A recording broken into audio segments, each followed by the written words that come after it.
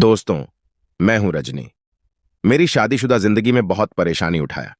मेरे पति मुझे कभी कदर नहीं किया। यह सब बात मैं आपसे आज शेयर करने वाला हूं। कृपया कहानी पूरा सुनो। शाम के वक्त रजनी अपने पति राजीव के लिए चाय लेकर ड्राइंग रूम में आई तो राजीव गुस्से में रजनी से बोला, ले जाओ, अपनी चाय मुझे नहीं पीनी। सबके सामने मेरा अपमान करते हुए तुम्हें शर्म नहीं आई? यदि तुम दीदी की हां में हां मिलाकर मुझे देवता कह देती तो तुम्हारा कुछ बिगड़ नहीं जाता। दीदी भी तो जीजा जी को देवता के समान बताकर उनका कितना सम्मान कर रही थी। पति की गुस्से भरी बात सुनकर रजनी के चेहरे पर फीकी मुस्कान आ गई थी। बेहद खुशहाल परिवार था। उसका पति राजीव, बेटा वैभव, बेटी वैभवी और एक ननद संजना भी थी, जो शादी के बाद अपने ससुराल में अपने पति संजीव के साथ बेहद खुश रहती थी। राजीव एक बड़ी कंपनी में मैनेजर की जॉब करते थे। वैभव और वैभवी भी अपनी शिक्षा प्राप्त करके एक कंपनी में जॉब करते थे।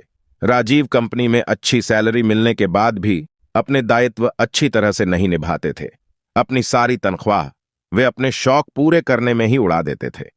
जब कभी रजनी या उसके दोनों बच्चे बीमार हो जाते तब वह उनका उपचार कराने की बजाय उन्हें यह कहकर उनके हाल पर छोड़ देते कि तुम्हें कुछ नहीं हुआ है, तुम बीमारी का पाखंड कर रहे हो। तब रजनी और उसके दोनों बच्चे दुख में एक दूसरे का सहारा बनकर अस्पताल में जाकर अच्छी तरह से इलाज करवाने के साथ साथ एक दूसरे की सेवा भी करते। जब कभी राजीव बीमार हो जाते तो अच्छे से अच्छे अस्पताल में जाकर अपना इलाज करवाते। तब रजनी और उसके दोनों बच्चे उसकी बहुत सेवा करते थे। पत्नी और बच्चों की निस्वार्थ सेवा देखकर भी राजीव उनके प्रति अपना कोई दायित्व नहीं निभाते थे। एक बार बाथरूम में नहाते वक्त रजनी का पैर फिसलने से गिर जाने के कारण उसके उल्टे हाथ में फ्रैक्चर हो गया था, जिससे उसके हाथ में बेहद दर्द हो रहा था।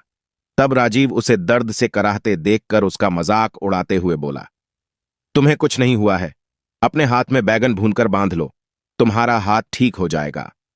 पति की बात मानकर जब उसने हाथ में बैंगन भूनकर बांधा तो उसके हाथ में और भी ज्यादा दर्द होने लगा था। दर्द के कारण उसकी आंखों से आंसू निकल आए थे। जब वैभव ने अपनी मम्मी की आंखों में आंसू देखे तो वह तुरंत उन्हें अस्पताल लेकर गया और एक अच्छे डॉक्टर द्वारा अपनी मम्मी का इलाज करवाया। डॉक्टर ने रजनी के हाथ पर प्लास्टर चढ़ाकर उन्हें 1.25 महीने के लिए आराम करने को बोल दिया था। तब वैभवी ने 1.25 महीने तक नौकरी के साथ साथ अपनी मम्मी की बहुत सेवा की थी, जिसके कारण रजनी का टूटा हाथ फिर से ठीक हो गया था। एक बार वैभव को टाइफाइड हो गया तो राजीव ने उसका भी इलाज करवाने से मना कर दिया था। तब वैभवी उसे एक अच्छे चिकित्सक के पास लेकर गई और उसका अच्छी तरह से इलाज करवाया, जिससे कुछ दिनों में वैभव बिल्कुल ठीक हो गया था। वैभव और वैभवी जब छोटे थे और स्कूल में पढ़ने जाते थे तब राजीव उनकी फीस देने में भी बहुत आनाकानी करता था। तब रजनी अपने आसपास के बच्चों को ट्यूशन पढ़ाकर अपने बच्चों की फीस भरती थी। उसके पति खुद तो दोस्तों के साथ कई कई दिनों के लिए रमणीय स्थान पर घूमने के लिए चले जाते थे, परंतु जब कभी रजनी उनसे कहीं बाहर घूमने के लिए कहती तो वह घर के काम का बहाना लगाकर उसे बाहर जाने के लिए साफ मना कर देते थे। अपने पति की ऐसी आदतों को देखकर कभी कभी रजनी का मन बेहद उदास हो जाता था।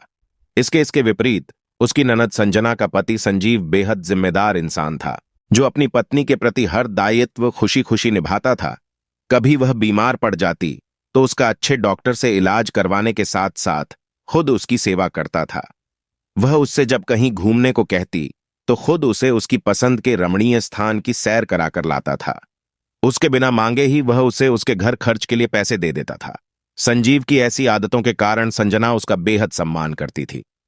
एक दिन संजना उनसे मिलने आई तो अचानक किसी बात पर जब संजीव का जिक्र आया तो वह मुस्कुराते हुए राजीव से बोली, मेरे पति तो देवता हैं। यह सुनकर राजीव मुस्कुराते हुए रजनी की तरफ देखते हुए बोला, सभी औरतें अपने पति को देवता मानती हैं।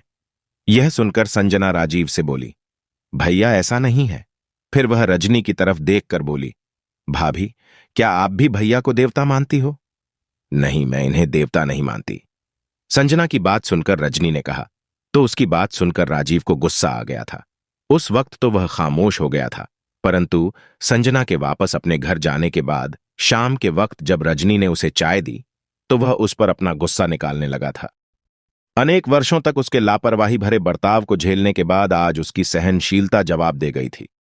वह भी राजीव से उसी तरह गुस्से में बोली, मैं तुम्हें देवता कैसे कहूं? देवता बनने के लिए अपने हर दायित्व को खुशी खुशी निभाना पड़ता है। क्या आपने मेरे प्रति और बच्चों के प्रति अपने दायित्व को कभी निभाया? जब कभी आप पर कोई दायित्व निभाने की जिम्मेदारी आई तो उस दायित्व को निभाने की बजाय आपने उस दायित्व को निभाने से साफ इनकार कर दिया। न कभी दुख में हमारा साथ दिया और ना ही कभी हमारी इच्छा का सम्मान किया। फिर मैं सबके सामने तुम्हें देवता कैसे कहती?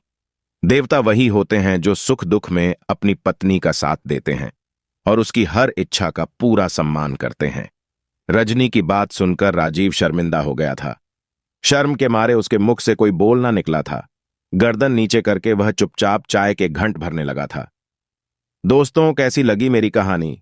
कमेंट में अपनी राय देना और चैनल को सब्सक्राइब नहीं किए हो तो कर लेना। धन्यवाद मेरी प्यारी दोस्तों।